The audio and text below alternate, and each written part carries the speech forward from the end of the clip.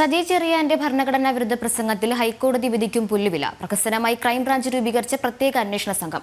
സജി ചെറിയാനെ പേരിനൊന്ന് ചോദ്യം ചെയ്യാൻ പോലും അന്വേഷണ സംഘം തയ്യാറായിട്ടില്ല. നവംബർ 21-നാണ് ഭരണഘടനാ വിരുദ്ധ പ്രസംഗം നടത്തിയ മന്ത്രി സജി ചെറിയാനെതിരെ ക്രൈംബ്രാഞ്ചിലെ സത്യസന്ധനായ ഉദ്യോഗസ്ഥനെ കൊണ്ട് അന്വേഷണം നടത്താൻ ഹൈക്കോടതി ഉത്തരവിട്ടത്. ഹൈക്കോടതി ഉത്തരവിൽ ഒരാഴ്ചയായിരുന്ന സർക്കാർ നവംബർ 28-ന് കൊല്ലം ക്രൈംബ്രാഞ്ച് SP സുരേഷ് കുമാറിന്റെ നേതൃത്വത്തിൽ പ്രത്യേക അന്വേഷണ സംഘം രൂപീകരിക്കുകയും ചെയ്തു. മാസം ഒന്ന് കഴിയുമ്പോൾ പേരിന് പോലും അന്വേഷണം നടക്കുന്നില്ലെന്നതാണ് യാഥാർത്ഥ്യം. ആരോപണ വിധേയനായ മന്ത്രി സജി ചെറിയാന്റെ മൊഴി രേഖപ്പെടുത്തുന്നത് പോലെയുള്ള പ്രാഥമിക നടപടികളിലേക്ക് പോലും ക്രൈംബ്രാഞ്ച് കടന്നിട്ടില്ല.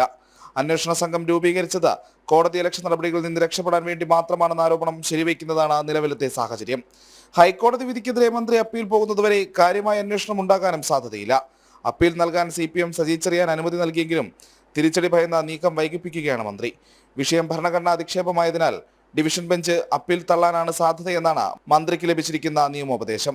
അങ്ങനെയൊരു സാഹചര്യമുണ്ടായാൽ ധാർമ്മികത ഒരു പ്രാവശ്യം മതിയെന്ന നിലപാട് ആവർത്തിക്കാതെ രാജിവെക്കേണ്ടി വരും. ഇപ്പോൾ നൽകുന്ന പിന്തുണ നൽകാൻ CPM-നും കഴിഞ്ഞെന്ന് വരില്ല. അതിനാൽ തന്നെ കരുതലോടെയാണ് സജി ചെറിയാന്റെ നീക്കങ്ങൾ. ജനം, തിരുവനന്തപുരം.